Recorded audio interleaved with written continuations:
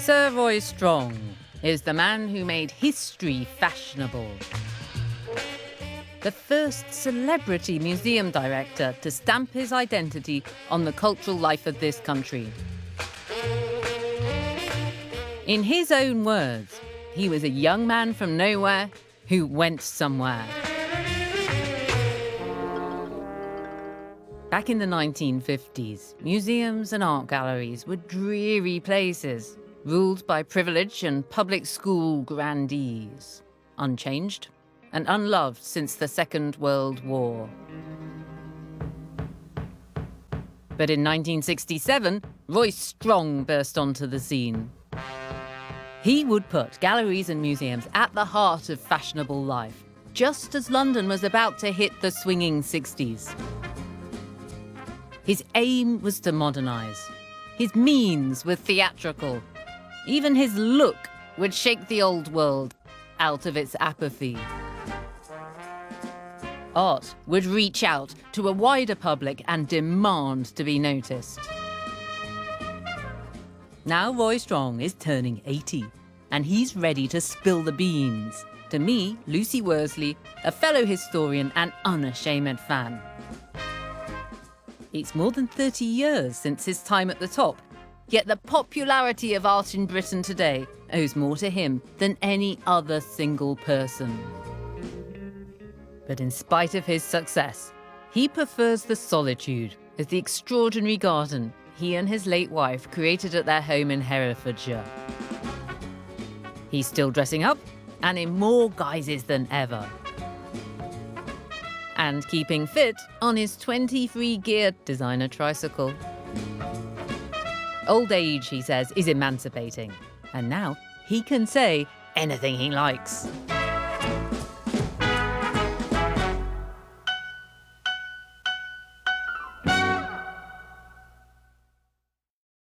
Sir Roy Strong, hello, welcome, and congratulations on being 80. Now, I've got over the fact I'm going to become 80, and I'm going to blaze my way through my 80s. Blaze your way through your 80s? Blaze your way through 80s. That's a fantastic And I think goal. I'll probably make 90.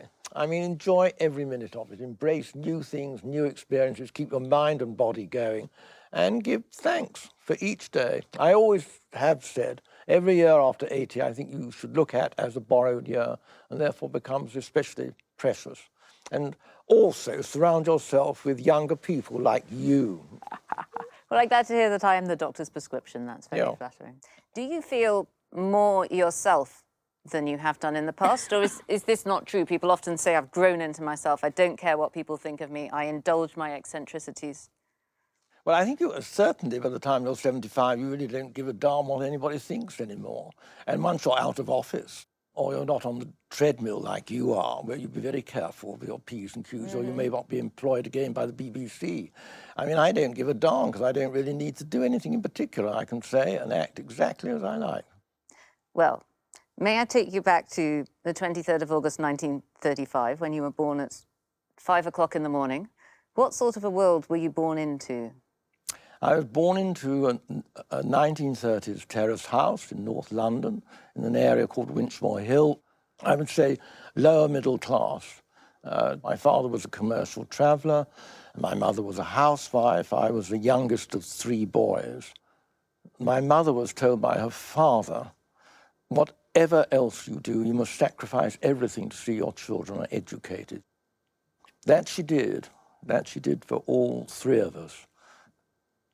And then, of course, I was amongst that generation of quite a lot of very talented people one came to know, who came up as a result of the Butler Act, 1944. Education Act, which enabled me to go to a grammar school and then on grants to the university. I mean, that's what produced us all. The grammar school, it seems to me, was essential for you. This was the engine that propelled you out of the suburbs. It was propelling people like Peter Hall from being a station master's son to running the National Theatre. Certainly the grammar school was the engine, and dedication of teachers, and also a feeling, I suppose, of competitiveness. Joan Henderson, she was a key figure, wasn't she? She was your history teacher. Yes, she inspired me with a love of the Elizabethan age. But also she would say, oh, look, there's a Picasso exhibition on. I think you might like to go and see that. And she would lend me the catalogue. And also at that stage, in the post-war period, it was a magic period after 1945. I mean, the galleries opened. For the first time, one saw paintings, wonderful pictures. You went to the theatre. The theatre had a kind of high glamour. And it was all that thing of the dreariness. And do remember, Lucy, effectively in atmosphere, the war went on almost to the end of the 1950s. It went on 10 years beyond the finish of the actual war. London was grey, it was dowdy, life was very straitened. So that there was this chink through which one saw magic. May I ask a bit more about your parents? Because you've spoken before about how unloving your father was. Is that fair to say? He didn't understand your magic world. I can't speak for him at all. In a way, he's the sort of man who ought never to have married. I mean, he treated my mother like a kind of servant. He objected to her reading a book because he thought she ought to be scrubbing the floor or cooking another meal for him. And he kind of resented her literacy. I remember that very vividly. I love my mother. She did a lot for me. Is it true that she'd really hoped that you would have been a girl, and that accounts for the certain feminized aspects of your character? Yes, I was the daughter she never had. Well, let me read to you from your school report, Roy. You might blush at this. On leaving, it was said, "He is quite outstanding. Few boys of his age are capable of such devotion to the task in hand. A lad of single-hearted purpose and unswerving integrity." Do you recognise yourself in that? Very dedicated, very hard-working, going somewhere. I was a fearful swot. Fearful swot. There's nothing fearful about being a swot. I was very introverted. Yes. Not extroverted. And would you still describe yourself as introverted? Are you an introvert who deals with the world, or have you No, generally I think changed? you'll find it's like actors and all the rest of it. There's always an extrovert person trying to get out, or who develops a personality in order to an extent to conceal the inner self. Well, I get the sense there are layers layers beneath you, and I hope to plumb Well, some there of are them. layers beneath you too. Come Of course there are. Now, I was very touched from your university time to see a picture of you all at a prom, at a dance. You're sitting around a table. Yes. You're dressed in evening One of the girls dress. is in a strapless dress. Yes, yes, terribly yes. fast for 1955. What was the social life then in London university circles in the 50s? Not much, really, because all I did was go up and then there'd be something like that once a year. There really wasn't. No romantic escapades then as we move into your 20s? No, I was too... You were just going home every night too and working? wound up. too wound up. Now, I'm also very touched by a letter that you wrote, and I believe it was from university. Am I right about this? And it said, "I really hope that one day I'll be the director of the National Portrait Gallery." Yes, I was 18, and little did I know, not only did I become director of the Portrait Gallery at 31, by 38 I was not the head of a department of the V&A, I was the director of it. Although you have to also go back to school, and the art master looked at me with I'm very good at art, looked at withering, gave me a withering look and said, "You'll end up working in some place like the National Portrait Gallery," as though it was a fate he wouldn't wish on a dog. Well, the Portrait Gallery was very, very different from what it is today. Very staid, a board of trustees, aristocrats, gentry, a dean still wearing an apron and gaiters and a hat with a rosette at the front. I mean, it was the age of deference and hierarchy. Whenever I wrote to anybody with a title, the director had to read the letter to see that the form of address was absolutely correct. You cannot imagine how suffocating it was. But you were about to change all of that. There must have been something that they spotted when they decided in 1967 that they were going to pick you to be the next director. You must have shown some flashes of brilliance.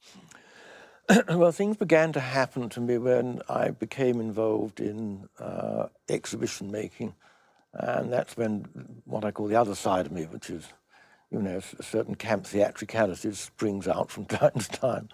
And it was the 60s. Come on, Lucy. No, you're too young to remember it. I mean, it was an emancipating period. Although the big turning point was, of course, when Beatrix Miller, who became a great friend, was a great editor of Vogue, brilliant woman, She sent Cecil Beaton to photograph me. And I was terrified of Cecil. He came down and we took that. That picture? Yes, I look like a kind of frightened sixth former. And I'm It's such a striking image, though. Yeah, it's absolutely brilliant. Although you can't see, you're surrounded by all of these 16th I'm surrounded century by Elizabethan worthies in ruffs sitting Yes. either side of a table. It's a Yes. great picture. She said it was one of the best pictures he'd taken for years. That put me in the world of Vogue, fashion, style, the glamorous society of the late 60s. And then I suddenly decided, I'm going to be myself. I'm going to wear a Regency frock coat if I fancy doing it. And from the moment I decided I did that, it all took off like a rocket. But then it was the time when there were all sorts of other people also beginning to take off. It was a terrific period. Your early flair for publicity led you to write this in 1967. I have found myself shot into the limelight as a kind of messiah of the London museums. Did it all go to your head? Yes, I think it did. What happened? Well, I suppose I never had been a museum director that so caught the limelight, and of course was taken up by what one would categorise as fashionable society. I mean, suddenly to find oneself in the box at Covent Garden with Lady Droider on one side, Lady Diana Cooper on the other. I was taken up by everybody who was anybody. It was a great era of parties, and you would go to the party, it'd be the old establishment, somebody like Frederick Ashton, the choreographer, there'd be Lady Burleigh. Then on the other hand, there would be David Hockney with his latest boyfriend. So they were all thrown together. And that was what was exhilarating about the period. People who came up from, as it were, below, who had talent, and into a kind of new fraternity of excitement and exhilaration and discovery and new art, new ways of doing things, new ways of looking. Now then, at this point, you commissioned a very controversial portrait of the Queen. How did that come about, the Anna Gainey portrait of the Queen? Well, I was asked for Buckingham Palace lunch, which included Julie Christie and Graham Hill, the racing driver, as well as various other people. And it was the very trendy lunch. It was all over the newspapers. And I remember asking the Queen, and would she sit for her portrait for the portrait gallery? Anyway, it was quite clear from that conversation that she loved the first Annie Gainey, which is absolutely brilliant. It epitomises the beginning of the reign.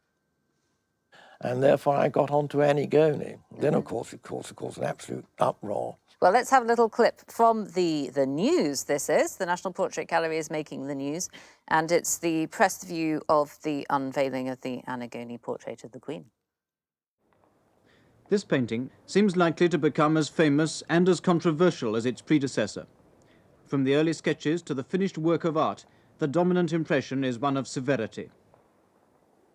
The Queen is shown in the red robes of the Order of the British Empire. There's no jewellery, no insignia, apart from the Star of the Order of the Garter, and no royal smile. Annie Gainey's idea of the Queen has changed. At today's crowded private view, opinions were divided. I think it's rather cruel, but I think very much gets across perhaps a message it's trying to, that it's a woman on her own. I like her looking rather severe. I think she doesn't always want to be laughing. Well, it would appear to me that there's no life. She looks a very lonely woman. There's a look of loneliness about her.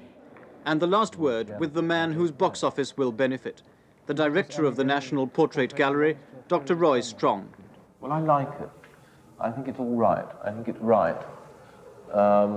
Unlike most portrait painters who depict the Queen, he's kept something extremely simple. There's no jewellery, there's a simple cloak, there's a simple background. And, you know, many portrait painters who have painted the Queen have always thrown, as it were, yards of expensive Christmas tree decorations around her.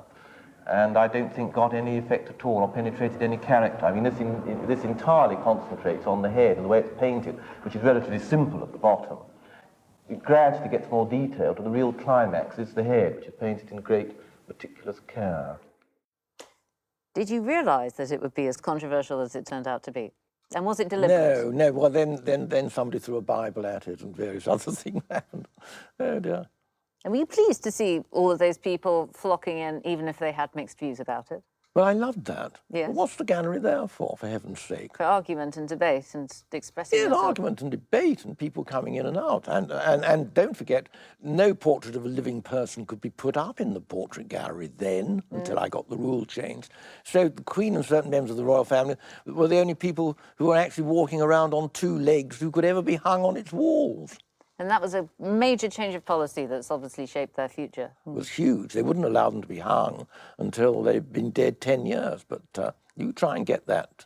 I mean, I remember getting, it was Henry Moore Head by Marino Marini. If I had a tape of what Field Marshal Sir Gerald Templar said about that object, of the lowering of standards, we were allowing rubbish into the galleries, and, you know, artists wouldn't be remembered for 5 minutes.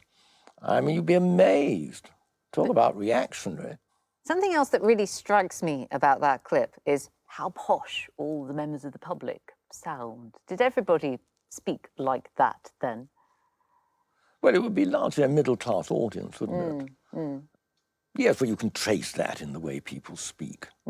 And you've said before that you, as you entered the establishment, changed the way that you spoke. Is that right? Yes, I mean, my late wife was still ironing out what she referred to as my North London vowels, still quite late in my life. No, there was a way of speaking. But if you were doing that job now, everybody would want you to absolutely stay true to your North London vowels.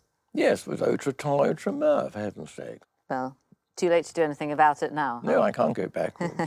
I rather like my voice as it is. Absolutely. People tell me it can be quite beguiling. Oh, can they now? Yes, so there you are.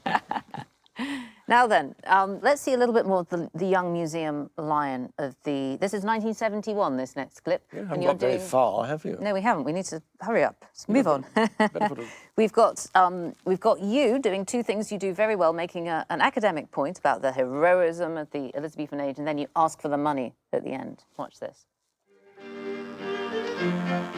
The Elizabethan age was England's heroic age. It's peopled by our favourite heroes and heroines. 16th century historians like myself owe a great deal to Glenda Jackson.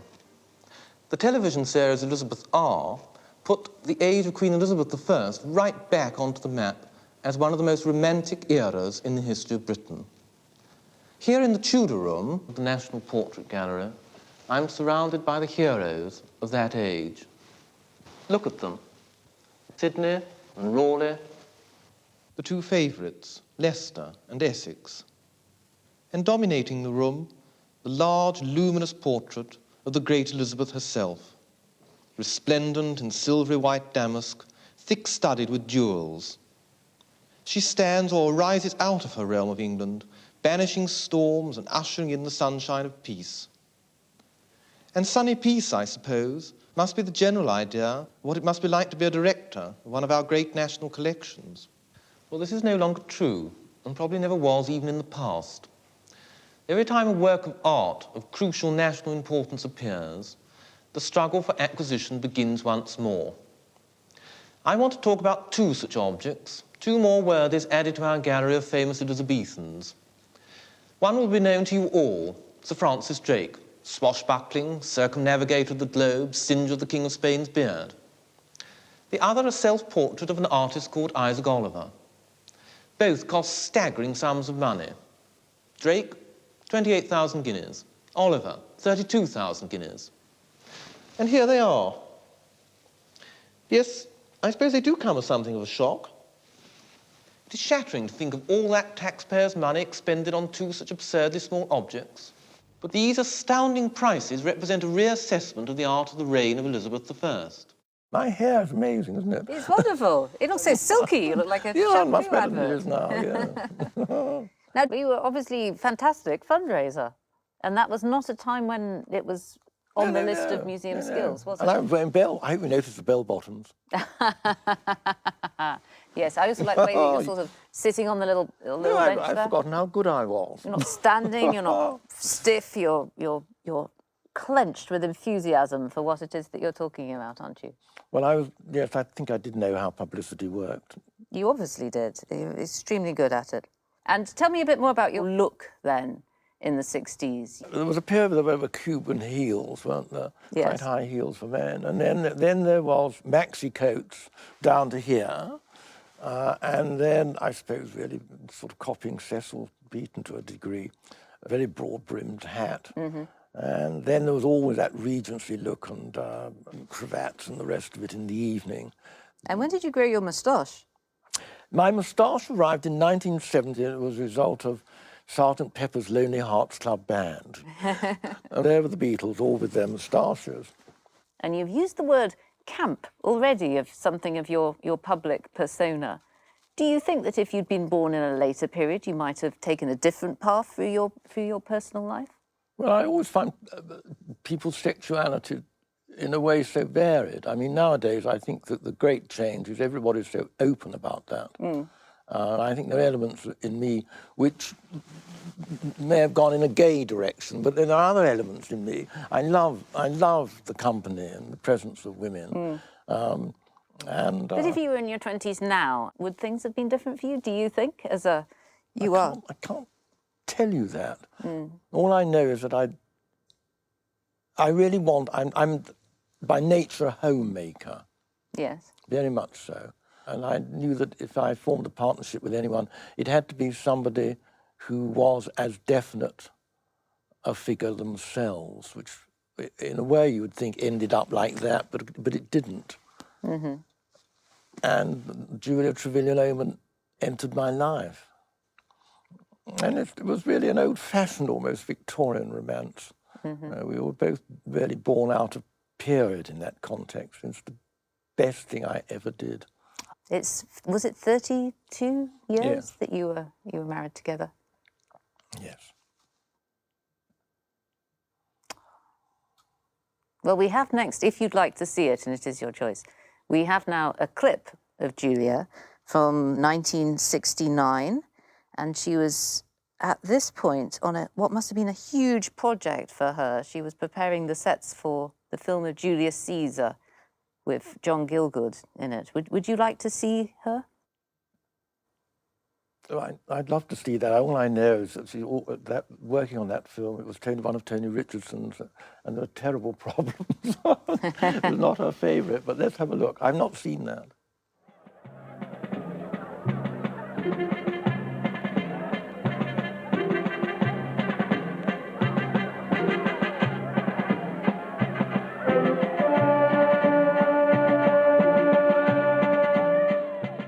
You can do Julius Caesar in so many manners, all of which have been done before.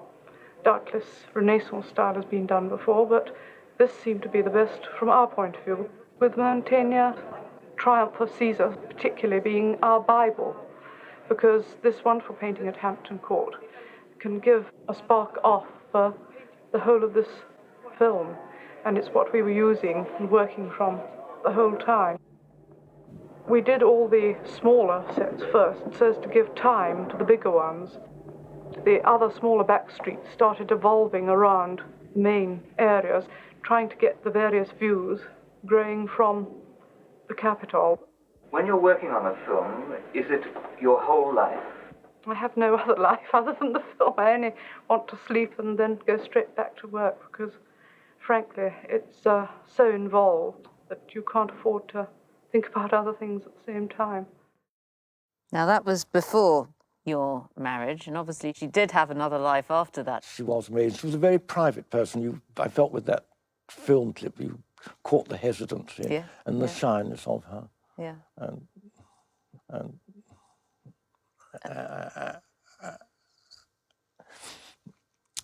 And the sweetness of her nature. And the two of you moved to your house in Herefordshire, where you still live, and I think both of you expended a lot of your very focused energies into turning that into what you wanted, didn't you? Almost by accident, we started making what people think is a very, very good garden. It was never designed to open, but it's given me the greatest pleasure in my old age to open that garden to the public, and the joy it gives them is just wonderful, really wonderful and very touching. The next clip that we're going to go straight into, because it's kind of along the same theme, is you giving your philosophy of museums here. And you talk about museums, I'm not sure if you use the word as businesses, but clearly there's more to it than just the arts. Let's have a look at this one.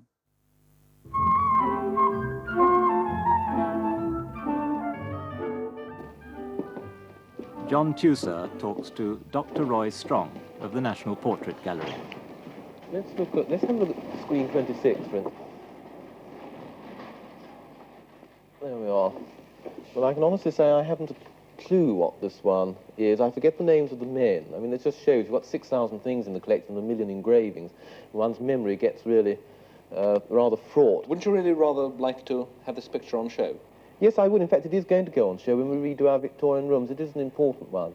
I mean, one of the things I care about is not keeping these things in a massive reserve the whole time. I mean, we furnish embassies, we lend to exhibitions, we lend to historic houses. I think it's terribly important that one gets as much stuff out as possible. And yet you yourself have the reputation for being somebody with very considerable flair when it comes to mounting exhibitions. Whether somebody actually calls you a showman to your face or not, I don't know. Well, but certainly you absolutely everything to my face. But isn't there a clash on? Do you feel a tension between the academic part and the showman part of your work? No, I do not, because I think one of the things that a gallery director has to do is to see things through, and one sees it through at an academic level and takes it right out in a more broad and general way to a wider public. Because don't forget, I'm running a business. I mean, I'm not running a charity. We as a museum director, one is running something which is parallel to a business concern. And what is now happening in museums and galleries is this whole drive to make them integrate into everyday life as a normal experience. I think people don't come to galleries because they don't have the sort of facilities one normally expects with everyday life now. If one goes to the theatre, one wants to be able to have a drink or to sit down, to have a cigarette. I mean, in a museum, one ought to have a sort of very gay shop, a sort of bar, a restaurant. I think that would be marvellous. To think perhaps that the museum restaurant would just be where housewives come in and sit down after having done the weekend shopping, and then they pop in and see a picture. It is very difficult for us because we have all inherited these vast, gloomy 19th century buildings which look like going into a very forbidding church or an even more unpleasant bank, to make them welcoming and sort of fun places, but information places. Dr. Strong, thank you very much. Thank you. Now, Roy, that was 1972. You said that a museum was a business. That must have been very shocking. Well, a museum, I suppose, looking back, I suppose it was, but a museum is a business. Perhaps nowadays a museum is too much business. Mm-hmm. That was 1972. Well, we're 2 years on. We're just moving up to the International Monetary Fund coming in, and then you're getting the push right the way across of government withdrawing from the arts funding. Mm. And you get ABSA, the Association for Business Sponsorship in the Arts, starting up. And then one's on a trajectory, and you end up where we are today, where what a museum's mostly about? Money. Who's got it? How to grab it? Who's on the board? People who fulfill those. They may not know anything about anything in the museum, or they may. Generally, everything now is about money, and that's where the pendulums have swung too far the other way. And government, anyway, really, government is not interested in the arts. It doesn't matter which political party. They're interested in controlling them, but not paying for them. Mm-hmm. So after 7 years as the youngest ever director of the National Portrait Gallery, you became the youngest ever director of only the world's greatest art museum, the Victoria and Albert Museum. That was just going up into another league, wasn't it? Well, it was extremely unexpected. I thought, oh, this is going to be absolutely wonderful, full of these gorgeous things and wonderful exhibitions. Of course, little did I know, that it had a kind of viper in its bosom. I mean, it really had, it really needed rethinking. I guess you were unlucky in the sense that when you started at the Portrait Gallery, times were good, you were the crest of the wave, you had all the fun. But in the late 70s and into the 80s, times were not good in museums, and you had to do a lot of very unpopular things, like cutting staff. Yes, well, this was something that absolutely, totally traumatised me.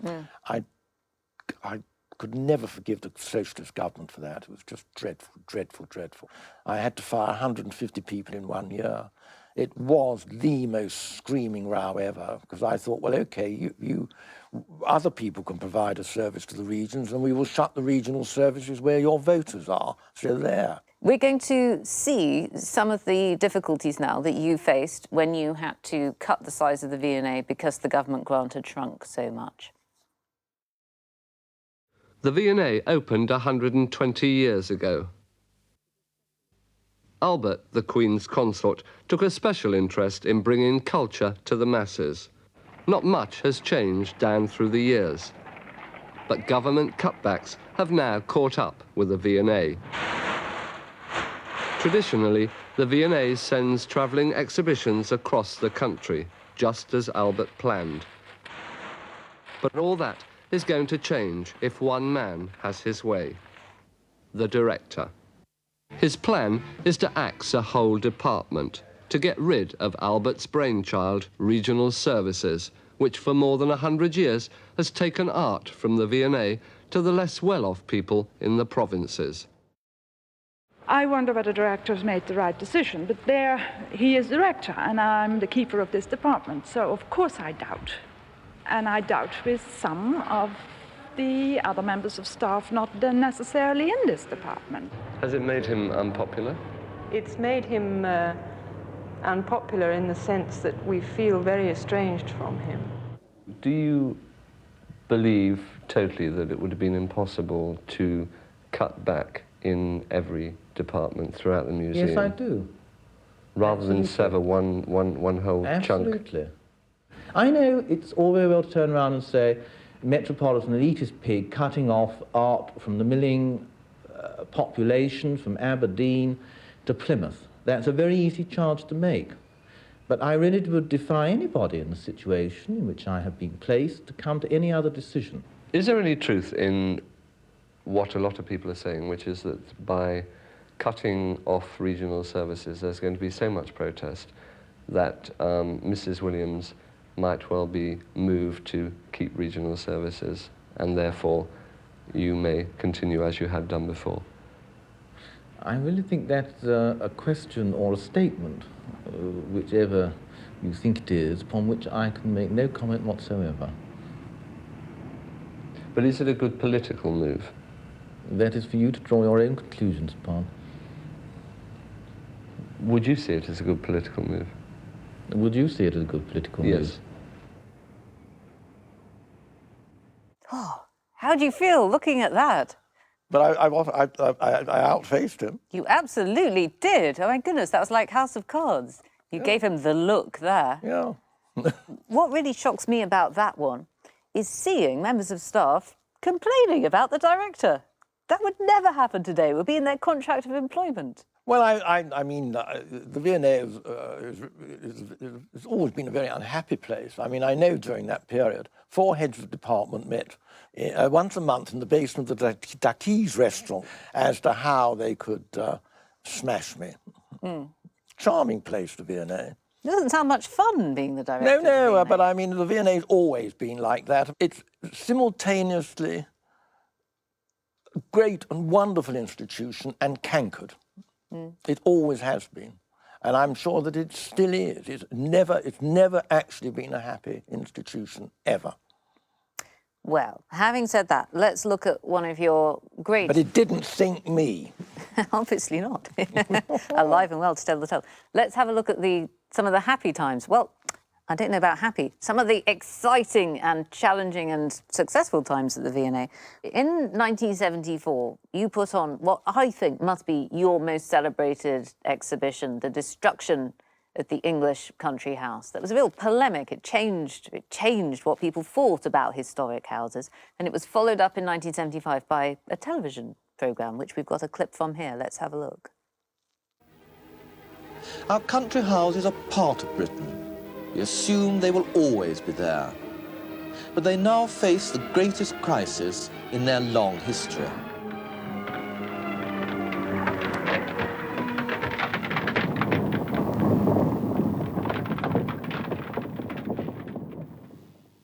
Every one of these houses, 1,500 of them in all, have been demolished in the last century. Now there's only 1,000 left, 500 of which are open to the public. This film is about the survivors of that hurricane of destruction which has engulfed the country house. But you might ask, why bother? What does it matter? Why, in a time of national crisis and galloping inflation, should we seek to preserve the country house at all? Symbol as it is of an outmoded class system, supposedly bastions of wealth and privilege. Perhaps we should just let them fall down or push them.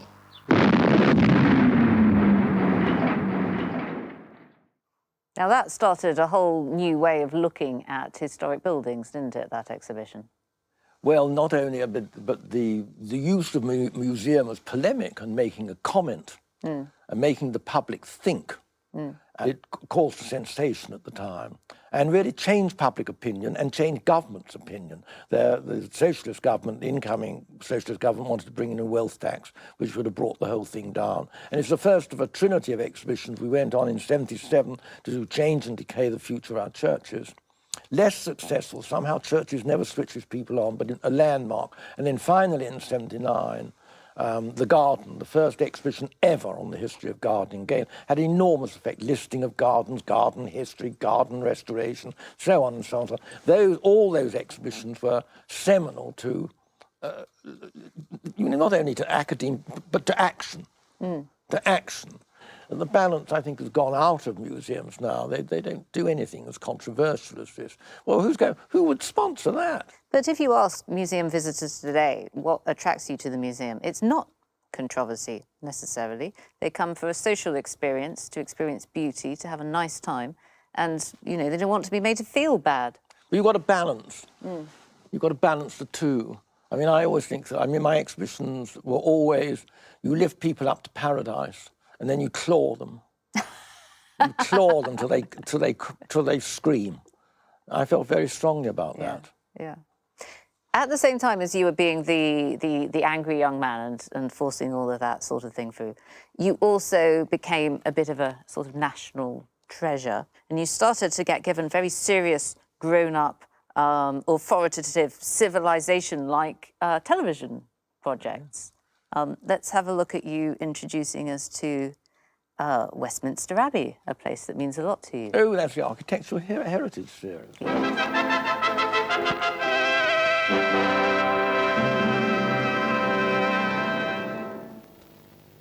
The glorious fan vaulting in Henry VII's chapel in Westminster Abbey is one of the triumphs of English late medieval architecture.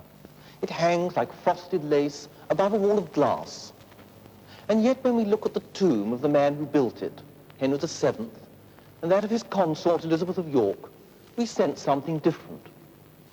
We sense Renaissance as against Middle Ages. The effigy is not just the image of a king, it's the living portrait of the man who defeated Richard III at the Battle of Bosworth Field in 1485, who ushered in the long Tudor and Elizabethan peace, and along with it, England's golden age. Now, Roy, that's a very serious, noble endeavour to do a landmark series like that. Do you think that this Reithian tradition is still followed by the BBC today?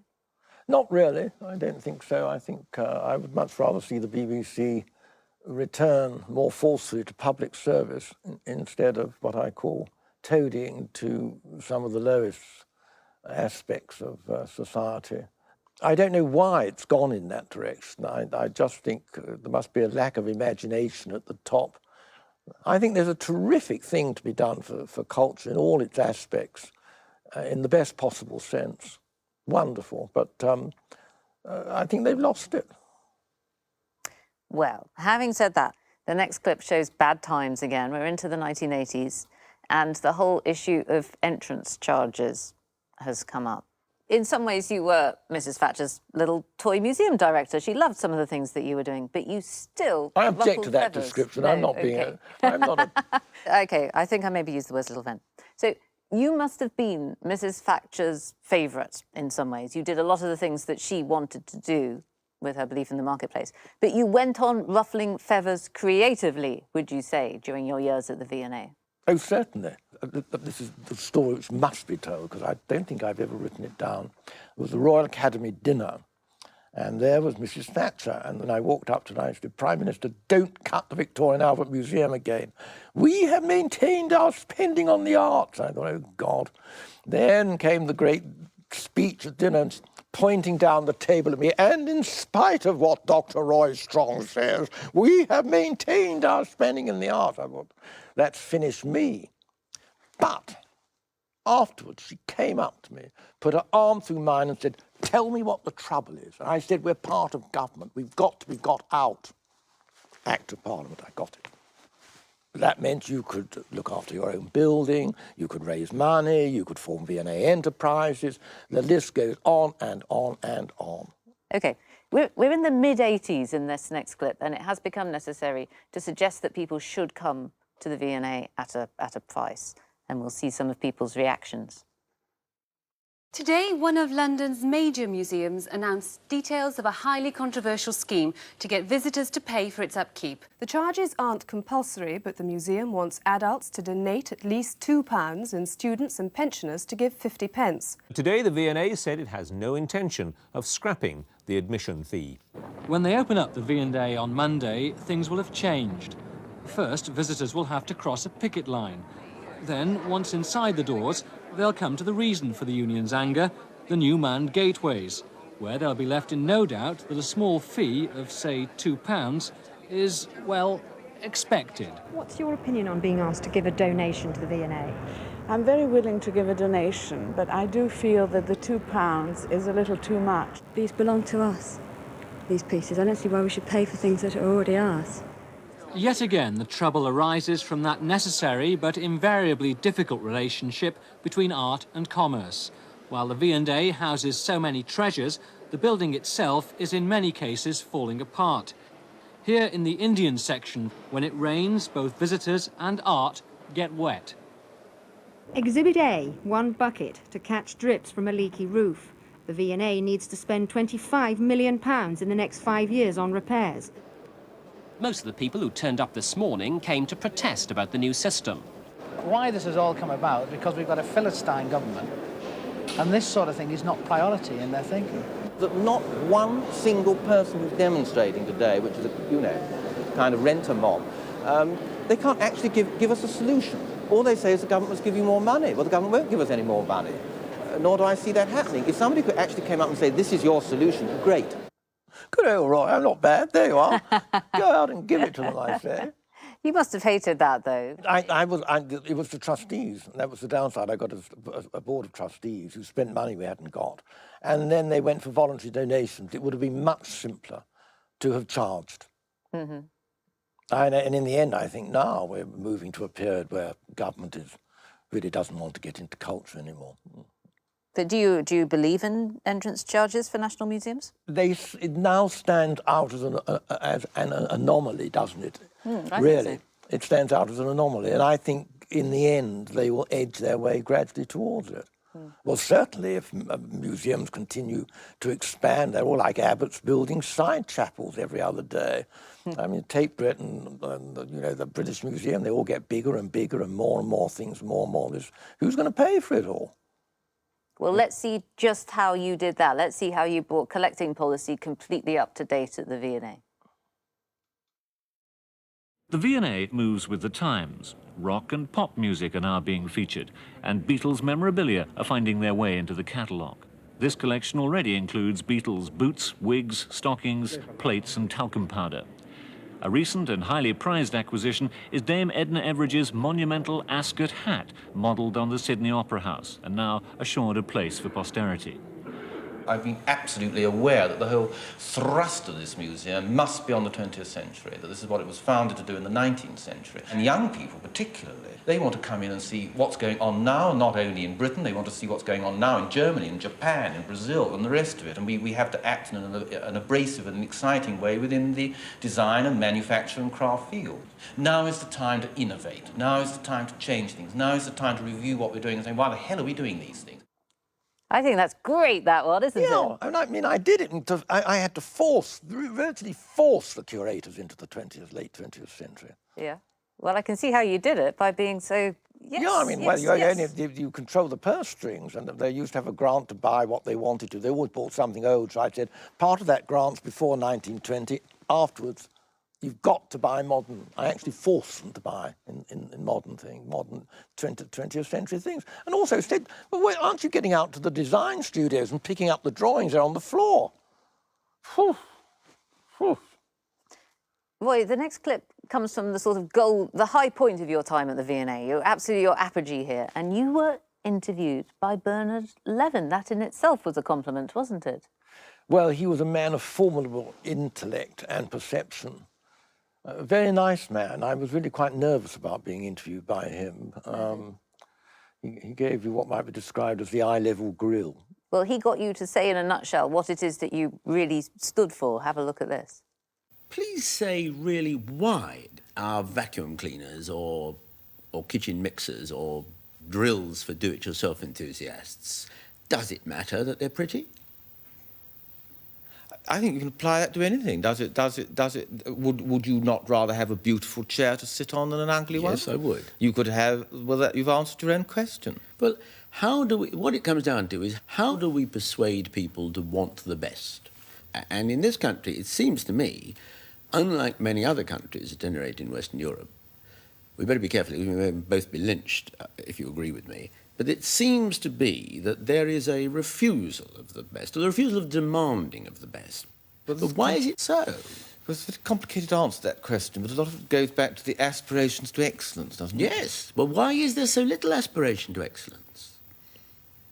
Well, I think that goes back to education, doesn't it? And goes back to a false idea of what excellence is.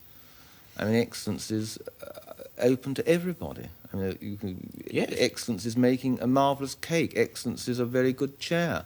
Excellence is a very good scholarly book.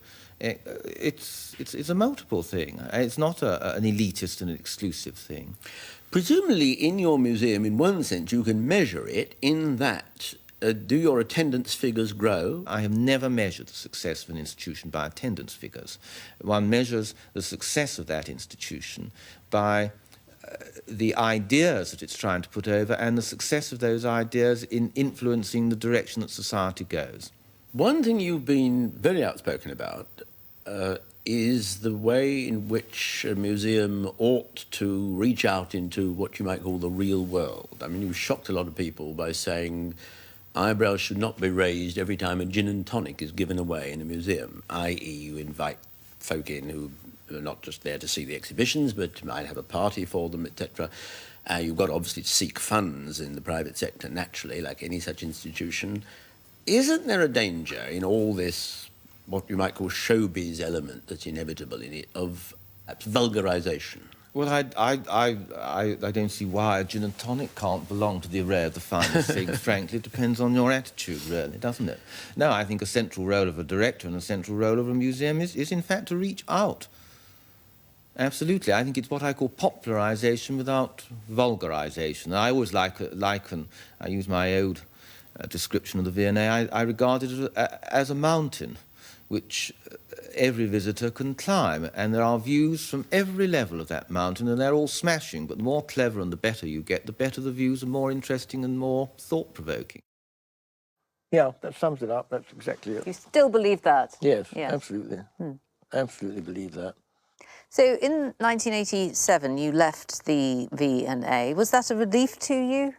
How did you feel when you walked out of the building for the last time?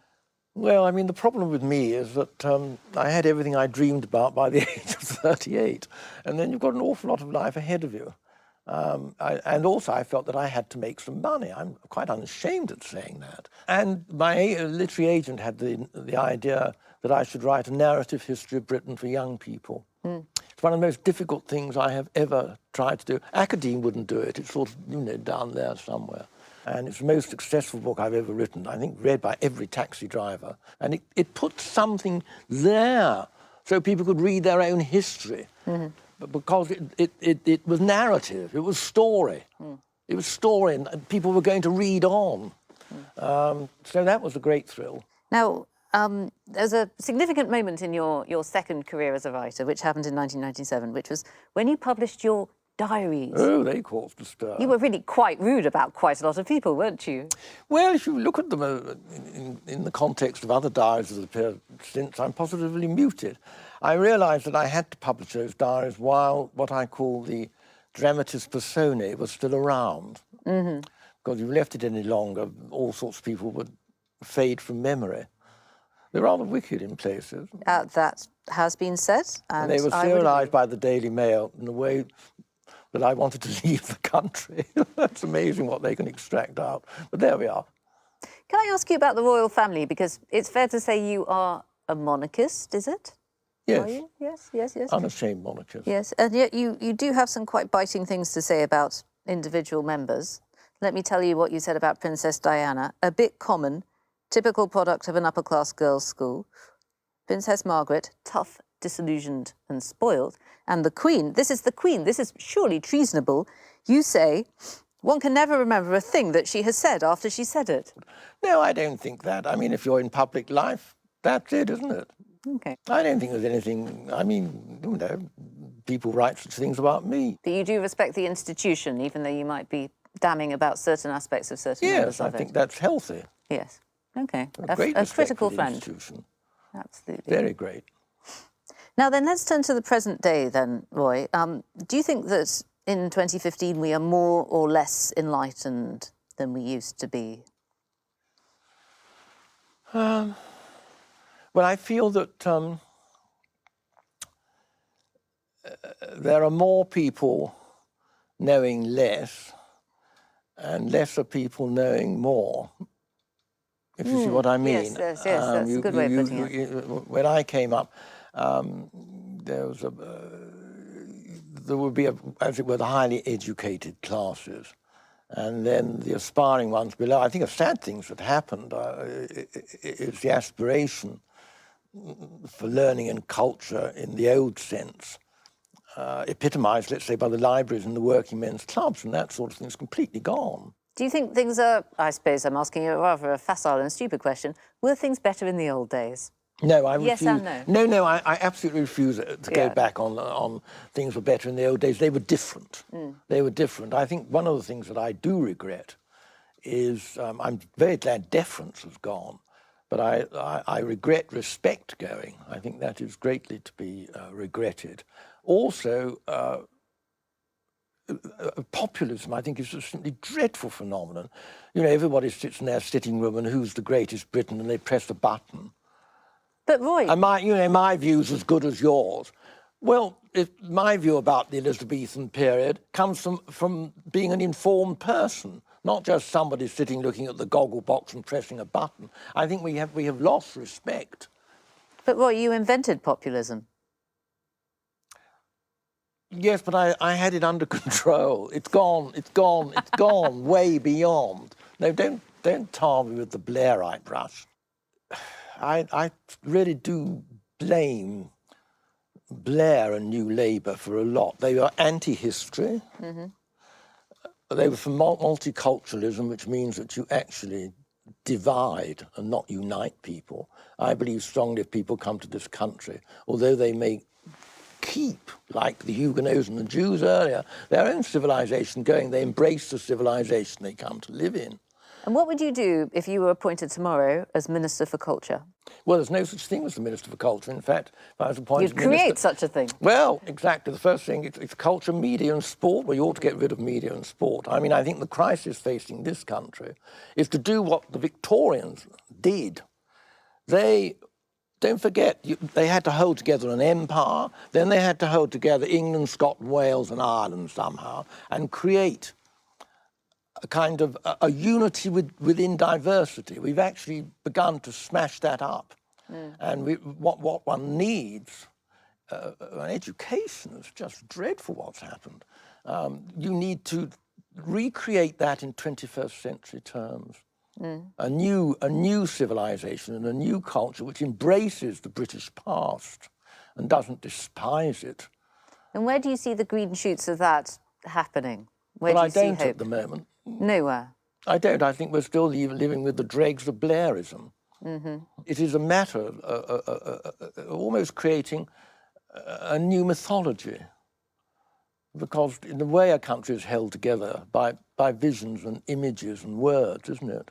A common heritage, things around which you can all unite, and there's very little left.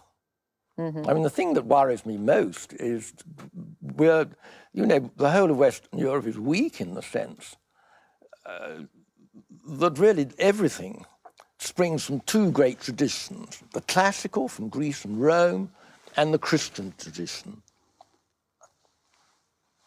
Well, the classical tradition was virtually wiped out before I'd got to school, and the Christian one is now. You virtually have to have a notice of what the resurrection is if you look at a picture. So, in fact, it is those what I call common grounds which make you understand any work of art, building, play, novel, picture, all of that.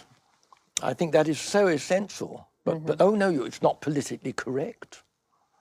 I'm sick of political correctness. Stuff the whole lot. I mean, it's outrageous. What were they doing? Marlowe's Tamburlaine, and because the Koran is burned in the middle of it, oh, we've got to cut that scene. Well, where are we going to stop?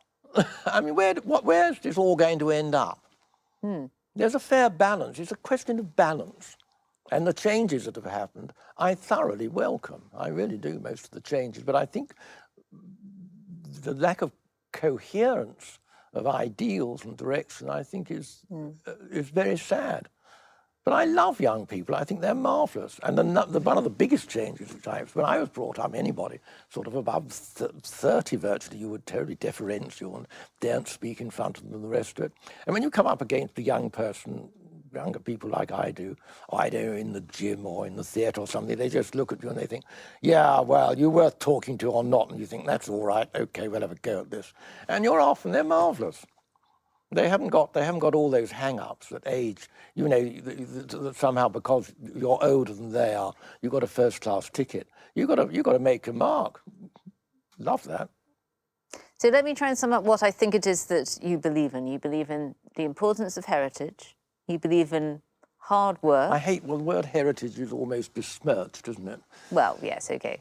Well, I've tried to live the life of a failed Christian, I think, who's expressed through his work, hopefully, and again with failure, my loyalty both to the Queen and this country and its values and everything that it has stood for over the centuries.